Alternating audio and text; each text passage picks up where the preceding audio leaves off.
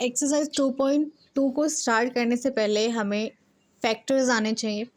तो हमने class 9th 8th 7th में फैक्टर्स किए हैं। अगर नहीं आते तो हम यहाँ बेसिक से स्टार्ट करते हैं। तो हमारा पहला क्वेश्चन है फैक्टर का कि x square plus x minus 20। ये फैक्टर है, हमें सोल्व करना है x square plus x minus 20। तो हम किस तरह सोल्व करेंगे? तो आपको याद रखना है जो एक्स स्क्वायर का कोफिशिएंट होगा, एक्स स्क्वायर का कोफिशिएंट होगा उसकी मल्टीप्लाई हम कर देंगे किस में? लास्ट वाले की। फर्स्ट वाले की मल्टीप्लाई किस में करेंगे? लास्ट वाले में करेंगे। सो एक्स स्क्वायर का कोफिशिएंट क्या है यहाँ पे? 1 है। एक्स स्क्वायर का कोफिशिएंट क्या है यहाँ पे? 1। तो 1 की मल्टीप्लाई किस में करेंगे हम? 20 में करेंगे। तो 1 multiply 20 is equals to -20। -20 is equals to क्या आ जाएगा? -20।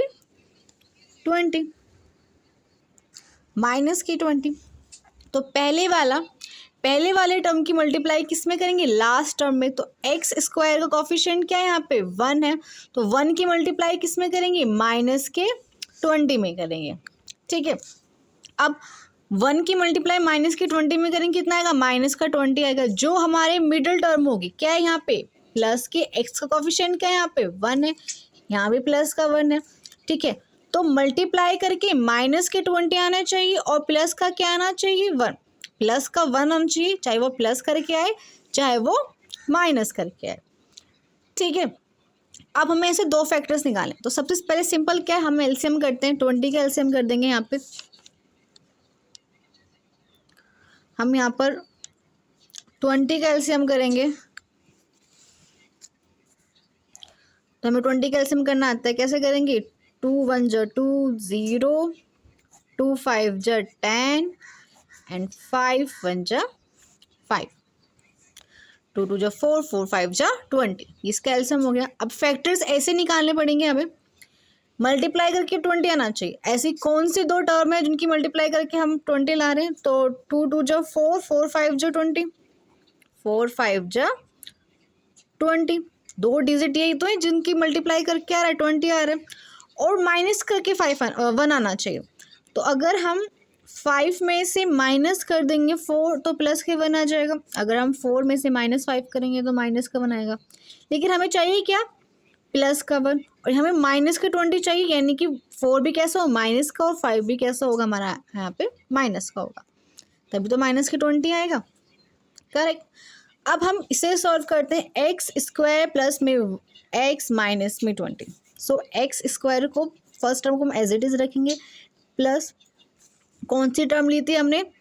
5 और 4 टर्म ली थी, जो मल्टीप्लाई करके क्या आ रहा है? 20 आ रहा है, और माइनस के क्या आ रहा है? 1 आ रहा है। तो हम यहाँ लिख सकते हैं 5 -4 इंटू एक्स माइनस 20। भाई 5 में से 4 माइनस करेंगे तो क्या आ जाएगा? यहाँ पे 1 आ जाएगा।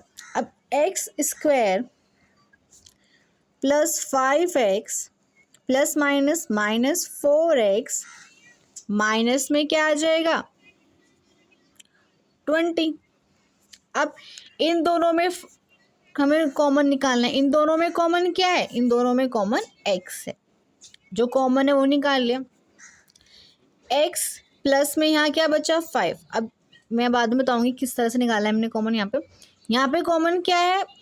पहले तो माइनस का साइन ऐसी। यहाँ पे कॉमन क्या है? 4। भाई 4 जो 20 है वो 4 के टेबल में भी आता है, तो हमने 4 कॉमन ले लिया। बचा क्या यहाँ पे? x, और माइनस माइनस क्या आ जाएगा यहाँ पे? प्लस, और यहाँ क्या बचेगा? 5। जो 2 बार आएंगे टर्म x + 5 x + 5, अगर ये आपको ध्यान रखना, अगर यहाँ दोनों फैक्टर्स जो हैं x + 5 x + 5 जैसे सेम आ रहे हैं तो आपका ये सही है। अगर ये डिफरेंट आ रहे हैं तो ये कैसे होंगे? गलत होंगे। ये दोनों कॉमन आना चाहिए, सेम आना चाहिए। तो x प्लस में 5 जो 2 बार है उसे एक बार लिख लेंगे, और x माइनस में 4 लिख लेंगे।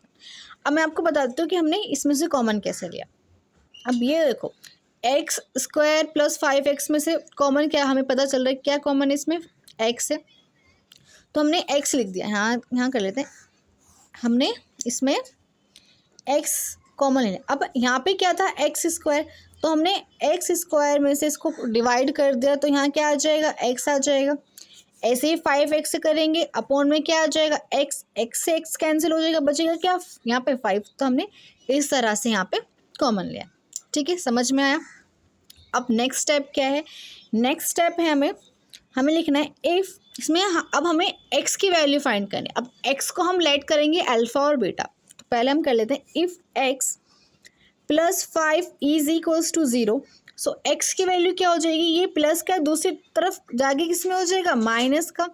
तो x की वैल्यू आ जाएगी यहाँ पे माइनस के 5। ऐसे ही दूसरा है and if x minus 4 is equals to 0। तो अब x की वैल्यू यहाँ पे -4 है, -4 दूसरी तरफ जाके किस में हो जाएगा, प्लस में। भाई माइनस की डिजिट दूसरी तरफ जाके कैसी हो जाएगी, प्लस की हो जाएगी। तो यहाँ पे x की वैल्यू कैसी हो जाएगी, प्लस की। तो x इज इक्वल्स टू 4। इसमें हम अल्फा और बीटा भी लेट कर लेंगे। Let x alpha and beta the zeros of the quadratic equation.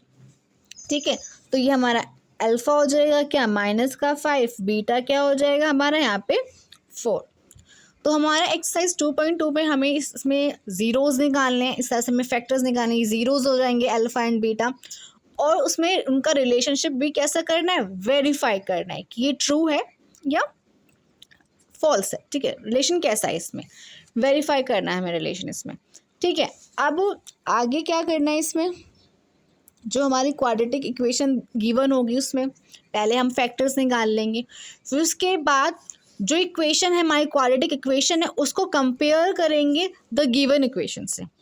ठीक है, फिर हम उसकी सम ऑफ ज़ीरोज़ और प्रोडक्ट ऑफ ज़ीरोज़ निकालेंगे। सम ऑफ ज़ीरोज़ और प्रोडक्ट ऑफ ज़ीरोज़ क्या होते हैं, ये अल्फा एंड बीटा हमारे ज़ीरोज़ होते हैं। Let the zeros of zeros is alpha and beta in the quadratic equation. ठीक है, तो सम ऑफ ज़ीरोज़ क्या होता है, सम ऑफ ज़ीरोज़, तो सम ऑफ ज़ीरोज़, सम से पता चल रहा है कि ज़ीरोज़ का क्या हो रहा है, सम हो रहा है, ऐड हो रहा है, तो क्या होगा, अल्फ़ा प्लस में बीटा। और सम ऑफ ज़ीरोज़ इसका एक और फॉर्मूला होता है, alpha plus beta is equals to क्या होता है, minus B upon A, minus B upon A. Second है product of zeros, product of zeros. अब प्रोडक्ट ऑफ ज़ीरो से पता चल रहा है, प्रोडक्ट ऑफ ज़ीरोज़ क्या है, प्रोडक्ट ज़ीरोज़ का क्या हो रहा है, प्रोडक्ट हो रहा है, यानी कि मल्टीप्लाई हो रही है अल्फ़ा इंटू बीटा, जो कि इक्वल होता है सी अपॉन ए। अब आप ये पूछोगे कि बी अपॉन ए, सी अपॉन क्या है, तो ये हमारी क्वाड्रेटिक इक्वेशन, क्वाड्रेटिक इक्वेशन कैसी है हमारी, क्वाड्रेटिक इक्वेशन क्या है, क्वाड्रेटिक इक्वेशन हमारी ax square plus bx plus c। So sum of zeros क्या है, alpha plus beta, alpha plus beta किसके इक्वल है, माइनस बी अपॉन ए। अब b का जो भी कॉफिशिएंट होगा उसकी वैल्यू यहाँ रखनी है, और a का जो भी कॉफिशिएंट होगा, या a एक्स स्क्वायर का जो भी कॉफिशिएंट है, सॉरी एक्स स्क्वायर का जो भी कॉफिशिएंट है क्या है, a है, यहाँ पे a की वैल्यू रखनी है। ऐसे ही प्रोडक्ट ऑफ ज़ीरोज़ में क्या करना है, अल्फ़ा इंटू बीटा हमारा क्या होता है, प्रोडक्ट ऑफ ज़ीरोज़ जो इक्वल होता है सी अपॉन ए के, और सी क्या, जो हमारा कांस्टेंट है सी। ठीक है, जो भी वैल्यू आएगी वहाँ पे सी की यहाँ पे रखनी है, और एक्स स्क्वायर कॉफिशिएंट ए की जो भी वैल्यू वो हमें यहाँ रखनी है प्रोडक्ट ऑफ ज़ीरोज़ में। ठीक है, तो हमारा यहाँ पे क्या हो जाएगा, वेरीफाई। अगर हमारा alpha into beta is equals to C upon A आ गया, और sum of zeros alpha plus beta is equals to minus B upon A आ गया, तो यहाँ हमारा रिलेशनशिप जो है क्वाड्रेटिक इक्वेशन का वो कैसा हो जाएगा, वेरीफाई हो जाएगा। अब हम